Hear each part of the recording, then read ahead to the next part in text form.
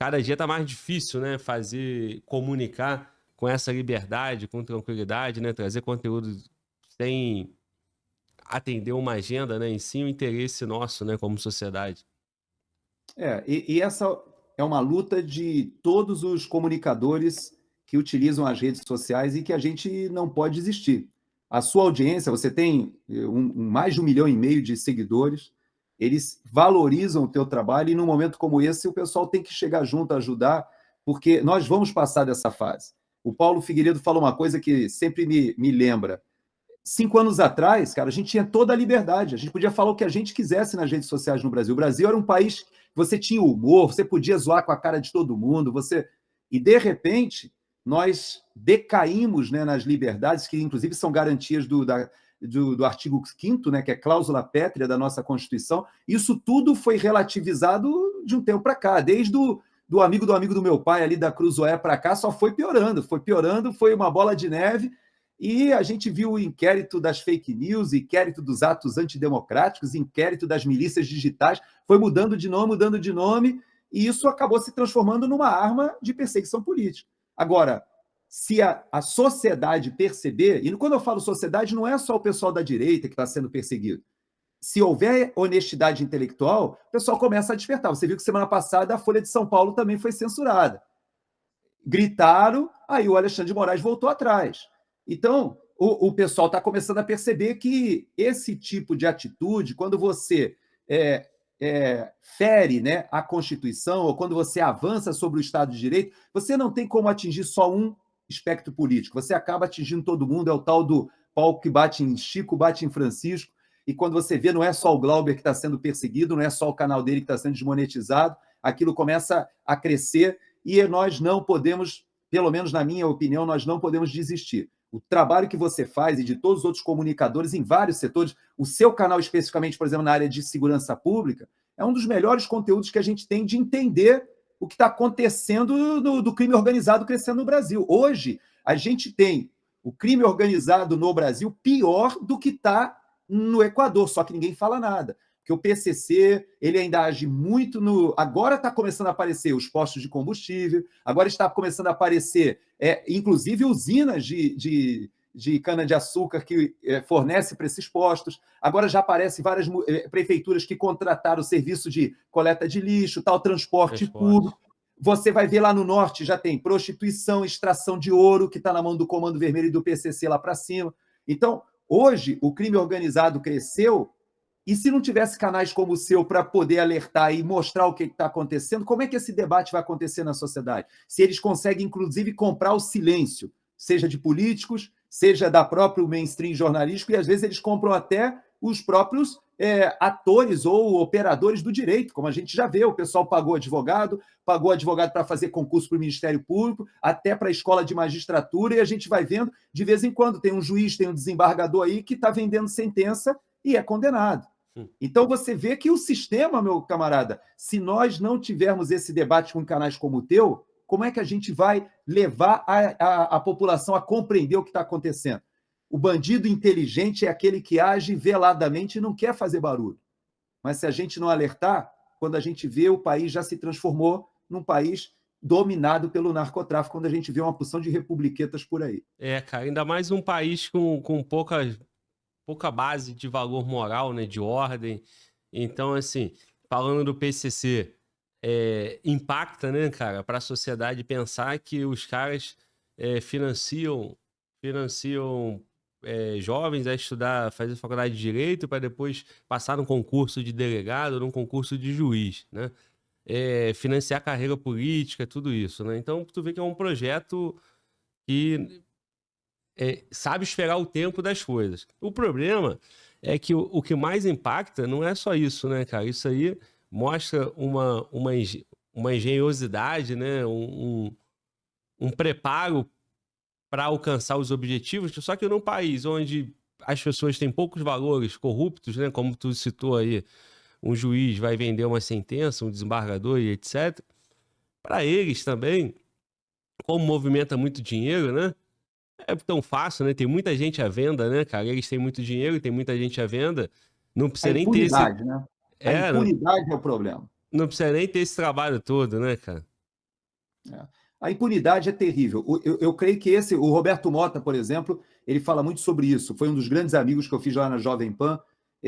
Aliás, é um dos remanescentes ainda que ficou, porque Adalberto Piotto foi para a Oeste também. O próprio time da Oeste foi o time que saiu lá do Pingo. O time que estava comigo lá hoje em dia também está espalhado por vários locais. Mas o Mota ele fala isso e é uma grande realidade. Ele diz que o problema da segurança pública ela é muito mais ligada à impunidade até do que essa falta de moral que você falou. Porque a verdade é que a impunidade ela cria oportunidade para esse cara que é o mau caráter, para esse cara. Agora, se não houver impunidade, ele vai acabar ou sendo preso ou punido, ou até o exemplo da punição dele acaba cerceando ou fazendo com que outros não queiram se arriscar. Agora, quando há impunidade, o crime compensa, e isso a gente vê de cima, que o exemplo vem de cima. Nós não podemos esquecer que nós temos hoje toda uma estrutura governamental que passa essa imagem de que o crime compensa. A impunidade ela é a grande alimentadora da corrupção. Então, a gente tem que consertar por esse caminho aí. Quando a gente não mexer na impunidade... Sim. Deu uma travada lá, mano, Walter. É só aqui com a gente. Ah, voltou. Ô Gerson, a impunidade, né?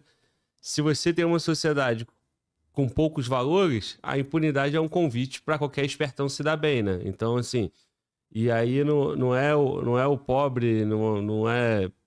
É em todas as camadas, né?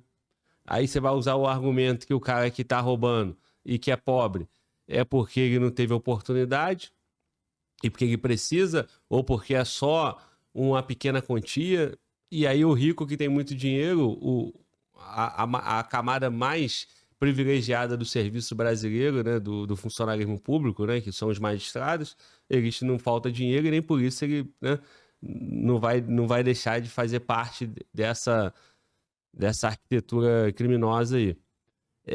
E o PCC, ele viu através dos advogados, né, do setor deles de gravata e financeiro, a solução para tudo, né, cara? Solução para tudo. A solução para um contrato, para uma licitação, a solução para um conjunto de lavagem de dinheiro, para comprar sentença. Então é uma estrutura realmente grande que, se o Brasil não tem problema externo com outra nação, aqui dentro está destruído já e quando quiser combater isso, talvez vai ser difícil. Não vai conseguir fazer sozinho. Você não me fez uma pergunta, que é a pergunta que a audiência, muita gente me faz. Uhum. E eu vou concluir o meu raciocínio hoje falando sobre isso, que é a questão dos melancias, né? O pessoal, toda vez que eu vou em qualquer local, o pessoal me manda uma opção de melancia e quer saber dos militares e o que eu acho. Aí tinha aquelas tretas minhas com o Paulo Figueiredo lá, que dava 1 milhão de views lá. Então, toda vez que eu vou num local, e eu achei interessante que você não me perguntou nada sobre isso, mas eu vou falar um pouquinho sobre isso com conexão disso que você acabou de falar do narcotráfico, ou do poder do crime organizado.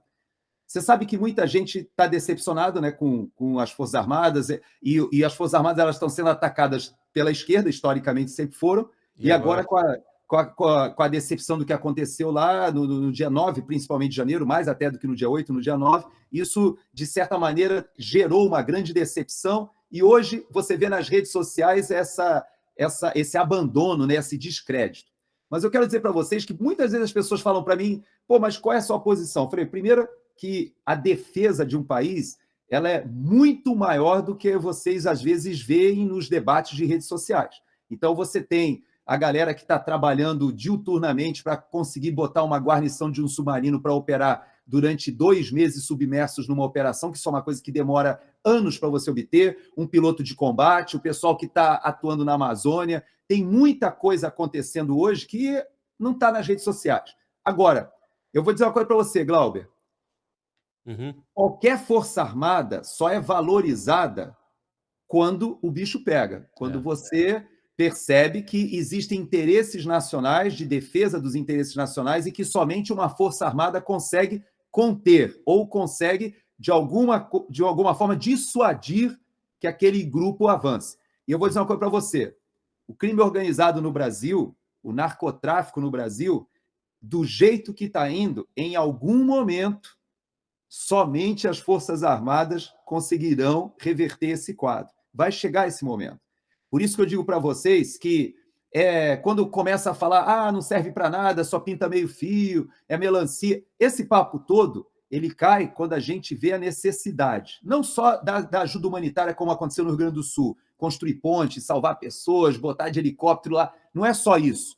Mas eu digo para você pela situação do Rio. Glauber, o Rio de Janeiro, eu olho a Colômbia, da época dos cartéis colombianos, e vi que lá, assim como está acontecendo agora no Equador, assim como aconteceu em El Salvador, e assim como a Argentina agora está querendo fazer um acordo com o pessoal de El Salvador, se você não tiver uma força muito mais poderosa que imponha a segurança pública pela força, você não vai conseguir retroagir tudo isso que foi avançado. O Rio de Janeiro hoje, nós temos praticamente a cidade, o Estado dividido com milícias e organizações criminosas do narcotráfico que impõem várias áreas liberadas em que nem o Estado consegue se fazer presente. O único jeito de reverter isso vai ser pela força. E eu ouso afirmar que isso vai chegar em algum momento. Não seria o ideal, né? Porque Força Armada não foi feita para atuar dentro da sua base territorial. É muito difícil você encarar o crime organizado, porque são cidadãos brasileiros, em última análise, que têm que ser presos, têm que ser condenados dentro de um processo legal.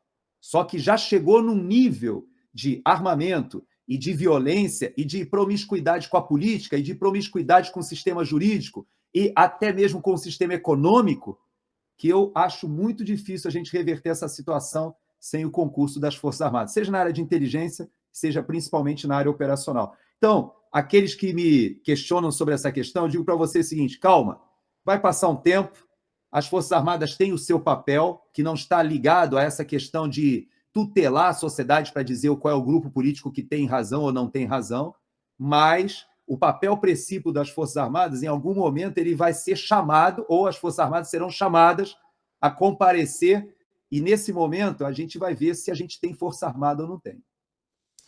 Cara, e essa sempre é uma questão, desde o início do canal, né? Nos primeiros debates, nas primeiras entrevistas, vem isso aqui na nossa conversa, se a segurança pública, a solução viria das Forças Armadas. Então, já conversei com policiais, já conversei com generais, com coronéis. O entendimento que eu tenho, né, a conclusão de várias conversas, é que a classe policial, os policiais, entendem como positivo, né? Porque eles sabem que eles estão lutando uma guerra difícil de se ganhar, né? A polícia ficou sem estrutura, sem condições, não só de equipamento, materiais e jurídico, né? Para combater esse crime tão forte, né? Rio de Janeiro, então, nem se fala. E aí você vê policiais ali em combates isolados, né? Com muita bravura, com muito êxito, com muita competência, mas o todo... tu vê que a polícia não consegue avançar, né? E o crime só avança e cada vez está mais forte. Da parte dos militares, dos generais, principalmente, é que esse problema é um problema de segurança pública e a Força Armada não foi feita para resolver o problema de segurança pública. Porém, se acionada, irá cumprir a missão, né? Então, eu percebo que não sei se essa é a interpretação do alto comando das forças, mas parece que eles também não querem se meter nesse problema, porque sabem que é um problemão, né? Se por um lado é uma baita de uma oportunidade para resolver o problema do Brasil e resolver o problema de imagem, né, das forças, também tem o medo de provocar sensações, né, e movimentos adquiridos lá na década de 60, né, em 64 e tal. Então, fica-se nessa balança aí entre prós e contras, e aí se permanece a inércia, né, cara? Então, acho que esse é o retrato do Brasil, né? Enquanto isso... Só o poder político. Só o poder político é que vai ter que determinar isso aí. O crime organizado avança, né?